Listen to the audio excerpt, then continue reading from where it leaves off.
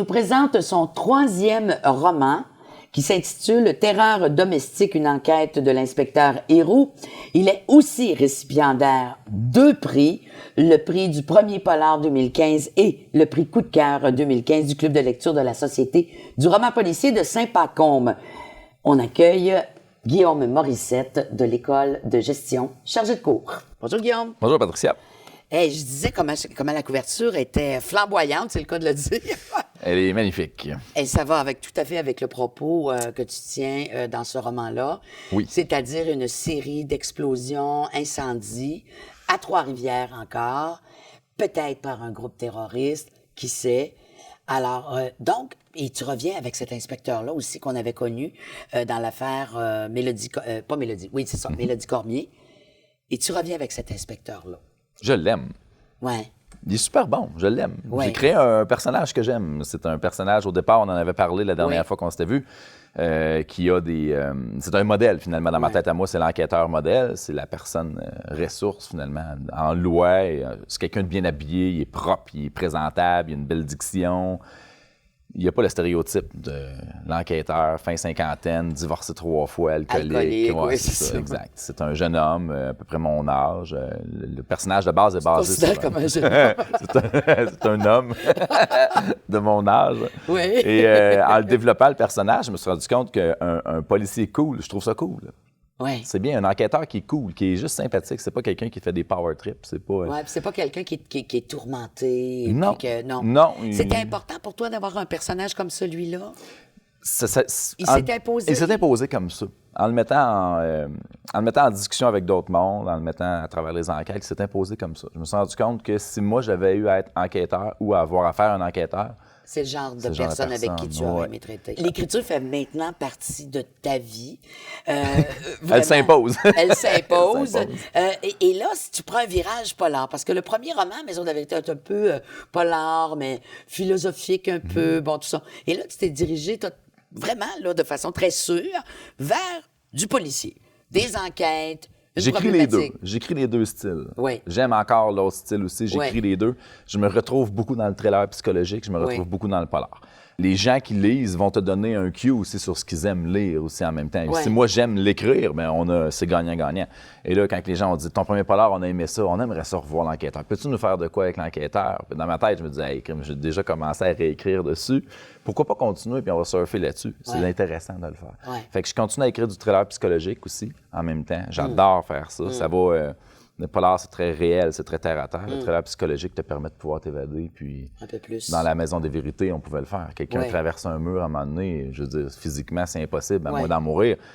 Tu peux pas faire ça dans un polar. Tu peux pas courir après un suspect, le squeezer dans un cul-de-sac, puis le voir traverser le mur. Ça fait pas partie du... Non, mais on voit quand même que dans le style puis dans ta façon de structurer le roman, on revient à une espèce de multiplication des personnages, des situations. On sent que tu aimes te positionner d'une façon d'y revenir, de retourner. Tu joues avec les personnages, les lieux aussi, avec une autre histoire, comme s'il y avait 2 ou 3 histoires parallèles. Mais je pense qu'il y a tout le temps 2 ou 3 histoires parallèles, parce que l'histoire d'une personne est motivée parfois par quelque chose.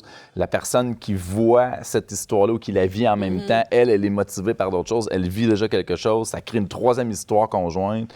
Il y a des producteurs de films, des réalisateurs qui sont extraordinaires pour nous amener dans ces histoires-là, de tous les personnages simultanément. Ce qu'on appelle une espèce de roman choral, hein? Plusieurs voix qui s'élèvent. Et je pense qu'il y a toujours plusieurs histoires, puis le défi, c'est de l'amener à ce que le lecteur trouve ça intéressant. Est-ce que tu fonctionnes par plan? Est-ce que tu as une structure quelconque? Ou bien les personnages s'installent et puis tu les suis?